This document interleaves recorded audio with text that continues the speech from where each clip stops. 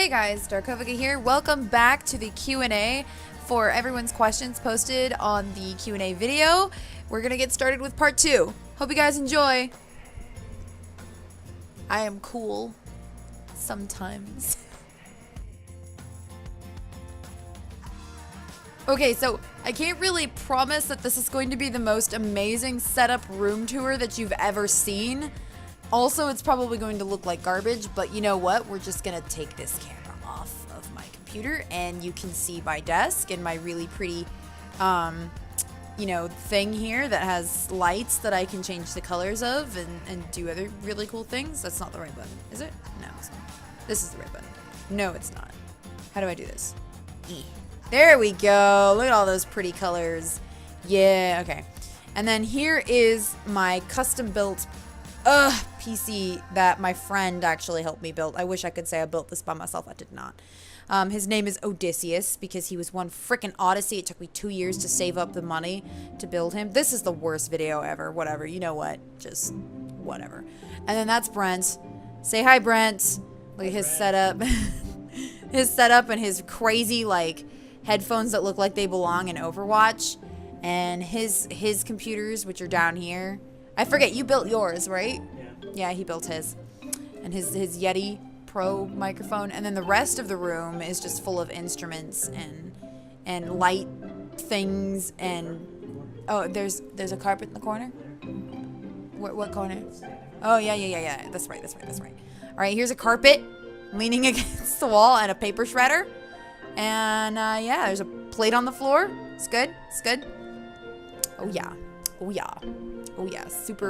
Super hardcore, super YouTube professional. Our best setup.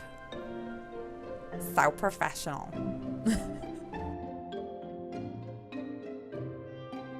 Favorite type of people? I guess anyone that doesn't...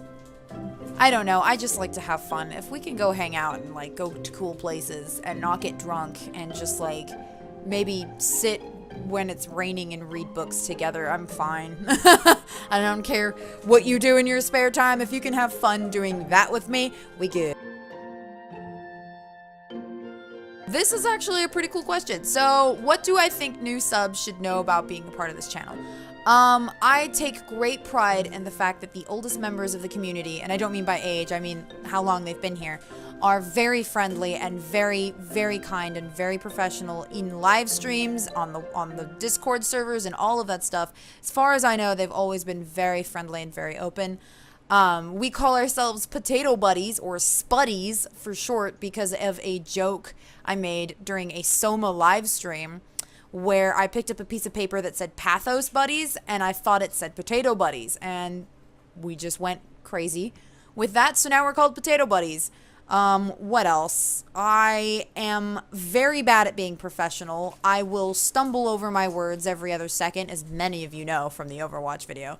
I sometimes use completely incorrect words, and I'm socially awkward. So if any of you were to ever walk up to me, I'd probably just stare at you for about 30 seconds before going, oh my god, you exist. I would literally, I guess I do play a lot of music. I have an album out. I'll pop something around here so you guys can go check it out.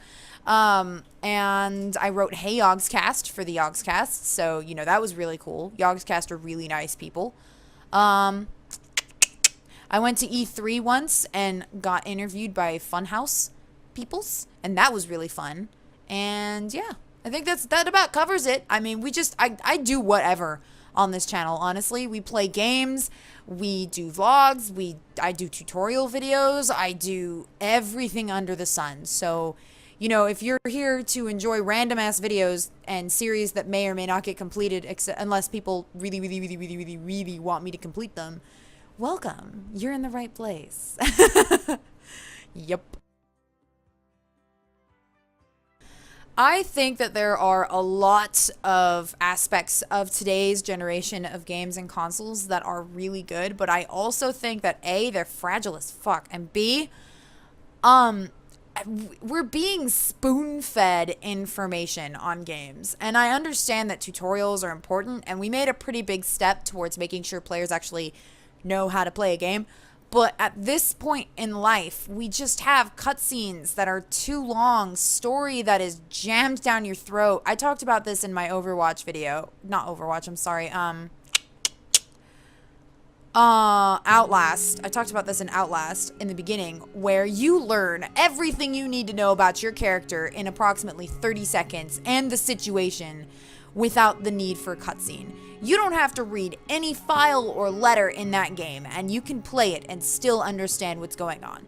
No cutscene is longer than possibly 2 minutes, and even still, you're able to move around in the cutscene because you're not being forced to stand still. Those kinds of games are games I think we need. Games where you are not spoon-fed information and like treated like you're 5, or, you know, just that kind of thing. I also feel like in the case of Overwatch, we have companies that are making huge steps towards zero tolerance cheating, which obviously I'm a fan of, and just really big aspects of that. Graphics are looking amazing. Obviously, graphics are way better than they've ever been. I think certain types of graphics from the PlayStation 2 era were beautiful, like Radiata Stories. That game will like hold up forever, honestly. Those types of graphics. Resident Evil 4 graphics were freaking gorgeous. You can play Resident Evil 4 on its original consoles and still love it to death because it still looks good. I do think also music is fucking gorgeous these days in video games. One of my favorite genres is video game scores, music scores. And I think story-wise, a lot of games have been a little... Okay, this is a rant in and of itself, and I could talk about this for hours, but I cannot stand where visual novels are going with story. I mean, for one thing, it's called a visual fucking novel. It is a story. It needs to focus on some good frickin' story. Don't want to play a game called Sakura insert noun here and only see boobs. Sorry. It's a very deeply hated aspect of games right now is the fact that sex is selling more than the quality of your game. And that pisses me off like you wouldn't believe. So yeah, there you go. I think today's video games are actually better in many ways, but not enough ways. I feel like PlayStation 2 was the era of like crazy pushing new mechanics, new game genres, new types of things. Holy crap, you can jump and fly, holy crap. And now we're like, yeah, we could do that in the PlayStation 2 era. Like, what the fuck, this doesn't matter. So I think that's probably the problem with current gen games. Yup. We were married when Harambe was alive. He was my husband. He will be missed.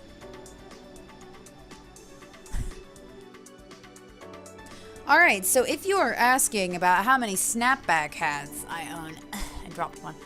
I actually only own 2. The Kingdom Hearts hat, which is cool because it has a heartless under it, and the Pokemon hat, I literally was looking for exactly this hat forever, and I was so excited when I found it at Spencer's. I was like, you know what? I will go into a Spencer's for these hats. The other couple types of hats that I have are hats like these. I got this in Las Vegas, and it's super cute. It has little wolf ears, which is adorable. Yes, hello. I have wolf ears and I have paw.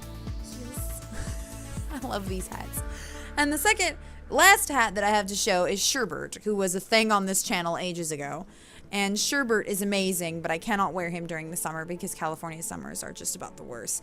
And he is adorable. I got him at probably a small child's store, and I needed him because he's freaking adorable. He's also quite soft. I love Sherbert. He's adorable.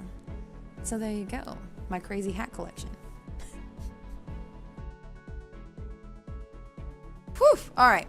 So the hardest video I think I've ever made was one where I actually talked about suicide and how my thoughts on suicide. And it was shortly after a friend of mine's brother passed away. Not obviously, but unfortunately, because he killed himself. And it was an extremely difficult video to make, but I wanted everyone to know that I loved them unconditionally. I love all of you unconditionally. And I feel like suicide should never be the answer, because nothing has ever hurt in my life than watching my friend be torn down because her brother was gone. And her family will never be the same again. And it hurts even more knowing that he was in this place where suicide was okay, where suicide was the best option, and it obviously made him feel better, and just, it hurt to know that he had gotten to that point. And so that was the hardest video I've ever made on my channel. I don't know if you meant emotionally or literally, but there you go. And how long has this channel been up? It's been up for probably 6 or 7 years. Technically, I think I've been recording videos for YouTube for 5 years, 5 or 6 years. Officially, I have been uploading every single day consistently, except for hiccups here and there, for 3 years. So there you go. Xbox or PS4? Probably because I own one, the Xbox One. That's literally probably the only reason. If I owned a PS4, it would be that reason. I only own an Xbox One because of Brent over here. He owned an Xbox One when we moved in together, and now I have one. And I can't bring myself to buy a PS4 because holy Cholitos. That's a saying. PS4 is expensive, and so is Xbox One. I really wasn't going to buy either of them if I'm being blatantly honest. I have a PC. I don't need an Xbox or a PS4. Like, PC! Thank you so much for all of your questions. This is obviously recorded well after much of the rest of the video. A lot of you have since posted more questions on the Q&A video. I had to unlist it. I will absolutely answer those questions in the next video. For now, I think this video is quite long enough, and I'll see you guys next time. I hope you enjoyed. If there's anything else you want to ask, go ahead and post in the comment section below, and I might do another Q&A if you guys want me to. Thank you so much. See you guys next time. Bye.